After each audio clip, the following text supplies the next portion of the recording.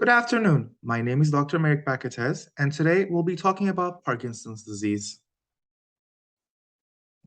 First of all, I would like to declare no potential conflicts of interest, nor did I receive any financial support for this presentation. However, this topic is very personal to me. Parkinson's disease is relatively common, and I've had close family members affected by the disease and the psychosis associated with it. See, Parkinson's disease is the second most common neurodegenerative disease in the world, affecting around 6 million people worldwide, with men being disproportionately affected compared to women. In the US, there are almost 1 million people living with Parkinson's disease who are above the age of 45. On this chart, you can see the natural progression of the disease. As you can see, the prodromal period to the disease starts 10 to 20 years prior to the motor symptoms. These are called the pre-Parkinsonian traits. These can be non-specific symptoms such as constipation or more disease-associated symptoms like REM behavioral sleep disorder, excessive daytime sleepiness, and hyposmia. The cardinal motor symptoms are bradykinesia, rigidity, and resting tremor. And the psychiatric symptoms include depression and psychosis. Today, we'll be mainly talking about Parkinson's disease psychosis. Try saying that 10 times. If it's all right with you, I'm going to refer to it as PDP, because Parkinson's disease psychosis is pretty hard. From here on, I will explain the epidemiology, diagnostic features, and treatment options of PDP. A quick overview of the epidemiology of PDP, since I know it's not the most interesting part. The prevalence varies widely. Minor phenomena such as sense of presence and visual illusions impacts around 70 to 72% of patients, with a lifetime risk of developing visual hallucinations in about 50% of the patients. Post-diagnosis, 60% of patients will develop PDP within 12 years, and of those, 27% will develop within 19 months. On the right side of the slide, you can see an important symptom. Somehow cats have found a way into our psyche and they won't get out. In my experience, hallucinations with cats in them are extremely common. Actually, when you go online and look for PDP, you can see many images with cats. So this slide is mostly about Dr. Gilles Fenelon's work. Sorry if I'm mispronouncing that. Prior to 2000, most physicians thought the psychotic symptoms of PDP were due to dopaminergic treatment. However, three major independent risk factors, predictors were identified. These were severe cognitive impairment, daytime somnolence, and long duration of PD. Cognitive impairment being the main one. If you want to go into numbers, it was found that dementia was 6 times more common in patients with PD compared to healthy people. Moreover, they saw that, 70% of Parkinson's patients who were diagnosed with dementia develop hallucinations, and 55% of Parkinson's patients who were diagnosed also with severe cognitive impairment develop the hallucinations. Other risk factors are younger age of PD onset, which was also associated with persistent psychosis. So it means the younger the age, the more severe the psychosis, the younger the age of onset. Also, patients placed in nursing homes have a higher prevalence of paranoia. This is congruent with other neurodegenerative diseases. Most patients with cognitive impairment have bad outcomes when put in an unfamiliar environment.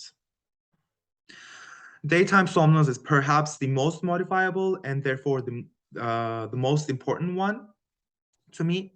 We all know that a good night's sleep is the most important thing that we can do.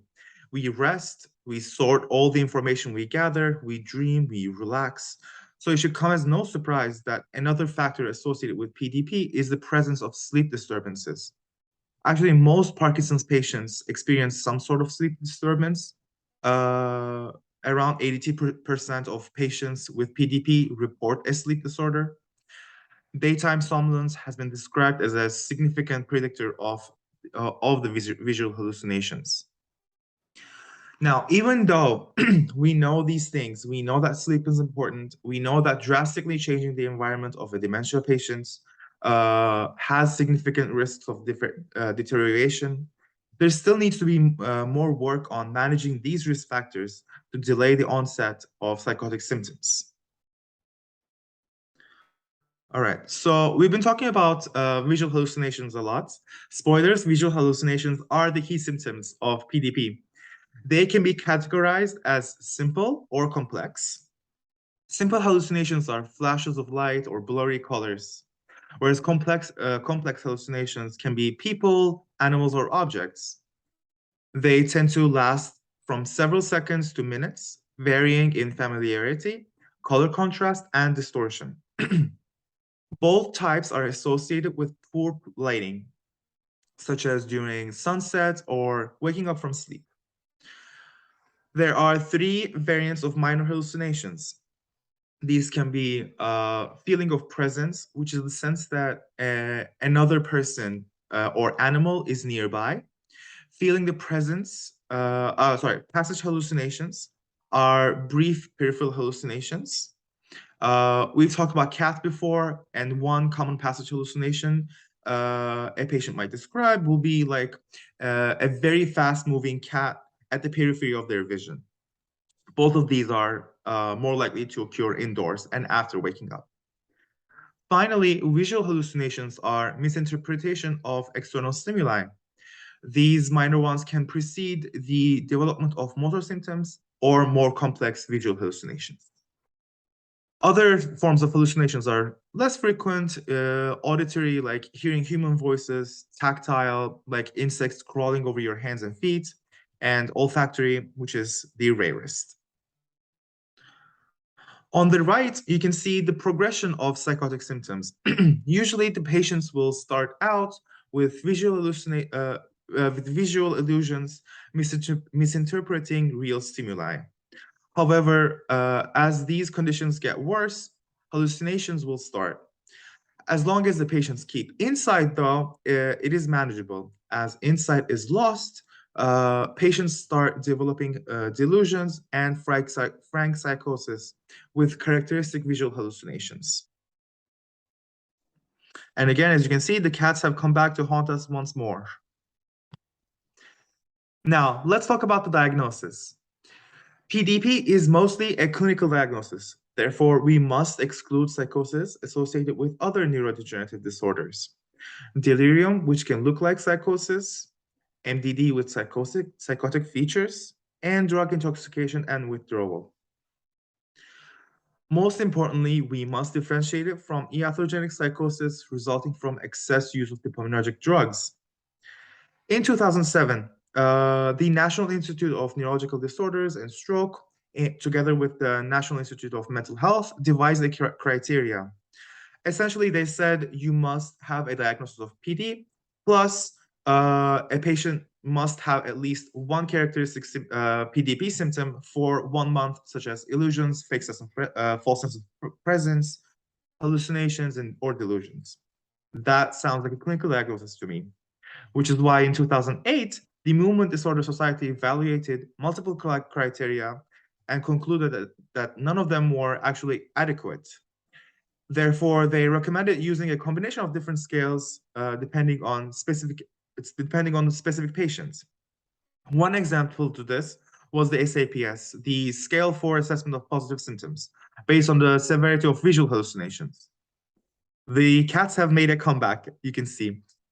So in this one, it is categorized to questionable, which is not a part of the severity criteria.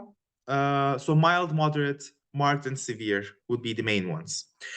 So in mild, you can see Maria is a fake patient here. Maria is seeing the cat sometimes, usually indifferent to it. In moderate, Maria enjoys the cat's company, searches for it around the house.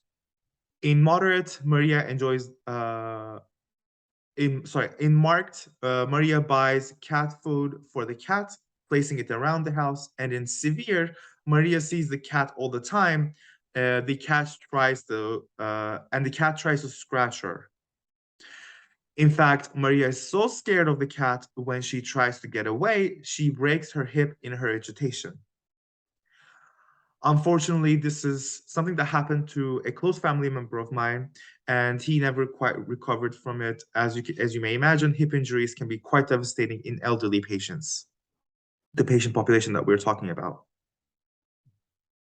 Now, let's talk about a little bit about differential diagnosis. Psychosis isn't exclusive to Parkinson's disease and is present in many other neurodegenerative diseases. However, there are ways to differentiate between them. Both Alzheimer's and frontotemporal dementia patients are more likely to have delusions rather than hallucinations. While behavioral variant of frontotemporal dementia does present with psychosis, the symptoms are more negative than positive. Think like flat affect,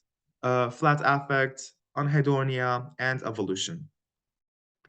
Dementia with Lewy body, DLB, is the closest disease out of these ones to Parkinson's disease.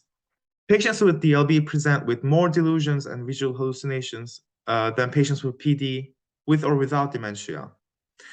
Now, you're thinking DLB present with psychosis. So how do we differentiate between them? So even though the presenting symptoms are similar, if a PDP patient is having major hallucinations, they're also, in fact, almost always, they're also having major motor symptoms as well. In addition, brain imaging can be used to differentiate DLB, showing changes in the temporal lobe and amygdala. Also, brain perfusion scan can be,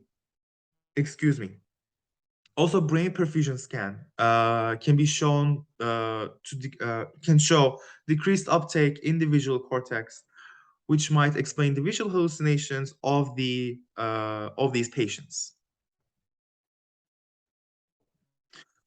Onto the treatment options. Like we've said before, exclude and treat the causes of delirium, like for example dehydration. It's very easy. Normalize the circadian rhythm to reduce daytime somnolence, restore sight and hearing to better orient the patients.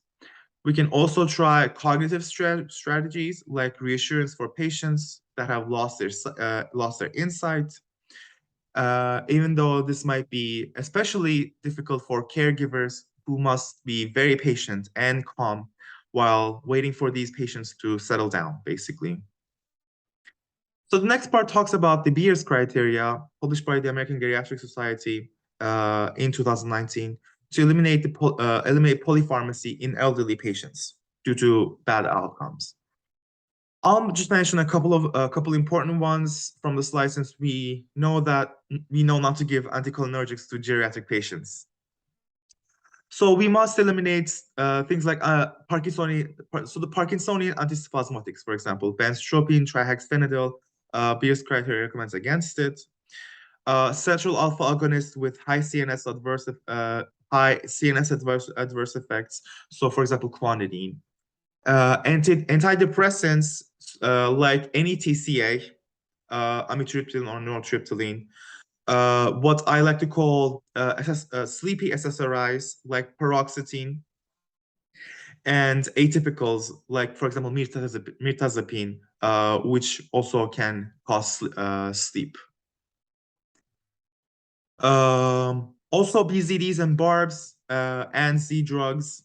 I know here it says antipsychotics too. So we must avoid antipsychotics for behavioral problems of dementia or delirium, unless non-pharmacological options, for example, behavioral interventions, have failed, or they're not possible and the patient is threatening substantial harm to themselves or others. Certainly, antipsychotics are preferred by the Beers criteria. These antipsychotics we'll talk about. PD medications, here we go.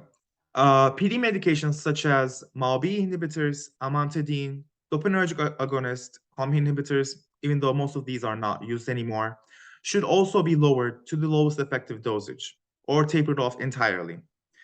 We need to adjust the LEVA and carbidopa doses at the end since they provide the most motor benefits. So let's talk about the antipsychotics, shall we? While deciding between the classic quetiapine and clozapine, recognize that there is more evidence to use clozapine. I know that most of our colleagues are apprehensive about it because of its potential side effects. In fact, there are clozapine clinics around the country where we refer patients to. However, consider that periodic monitoring of hematological status, the occurrence of agranulocytosis, which is the main side effect of clozapine that we're scared of, is very rare, with a risk as low as 0.38%, according to a study published by Collier in 2015. However, some patients are not eligible for clozapine. The patients may be non-ambulatory. In fact, I remember a psychotic patient that couldn't get clozapine due to his fear of exsanguination. This made him ineligible to monthly blood counts, so we couldn't use it, you know? In such patients, quetiapine can be tried since monitoring is not required. Now, quetiapine's efficacy is dubious. It's only been studied in low-quality trials with efficacy compared to that of placebo in 5 and clozapine in 2 other trials. However, it does have a lower risk of EPS side effects, so this may be a consideration for you too. We do have a new drug, however. Pimavanserine is a novel selective 5-HT2A inverse agonist approved by the FDA in 2016. It was specifically developed with PDP in mind, so it is better tolerated than other atypicals. Excuse me. In its original study, in terms of motor symptoms, cognition, or metabolic effects, no adverse effects were observed. FDA approved the dose for 34 milligrams once daily, but it was not recommended for renal or hepatic impairment patients, as more studies were needed to be done on these patient populations. Like all antipsychotics, it does carry the risk of QT interval prolongation, but a 2018 study by Hawkins and Berman concluded that the benefits outweigh this specific risk. Unfortunately, the drug's main limitation is its cost. It costs about $4,500 for a month supply of the drug, which is, as you can imagine, it's a lot. Of note, a large cohort study published last year, actually, showed significantly increased hospitalization rates 1 month after starting. 1 month after starting, and increased mortality rates 1 year after starting the drug. So the study provided class 2 evidence, which is a high class of evidence. However, the drug is still reported in the 2019 update of the Beers criteria, together with the clozapine appearing to be less likely to precipitate worsening of the Parkinson symptoms. The criteria also mentions other neuroleptics to be avoided because they frequently worsen the Parkinsonism. Finally, a 2006 double-blind randomized control trial found that cholinesterase inhibitors such as rivastigmine might reduce visual hallucinations and delusions in patients with Parkinson's disease who have dementia. However, the adverse effect events were more frequently reported in the rivastigmine treat group. So, considering all of these, what can we do? On the right side, you can see a nice chart that summarizes everything that we've talked about. So exclude the other causes of psychosis. Consider general measures like improving sleep, modifying sensory inputs, placing the patients in familiar environments. Then we can reduce the PD medication dosages, levodopa and carbidopa being the last. If they have not improved still, we can go after dementia with rivastigmine, or if they're not demented, we can start antipsychotics. I believe there is strong enough evidence to shy away from pimavanserin. A conservative doctor would start with quetiapine, maybe move on to clozapine. Now, I would like to ask, what would my colleagues do at the face of intractable psychosis, suffering patients, exhausted caregivers, and conflicting evidence? Here are my references. I mentioned a couple of them during my presentation as well. All of them can be found here. Thank you so much for listening to me.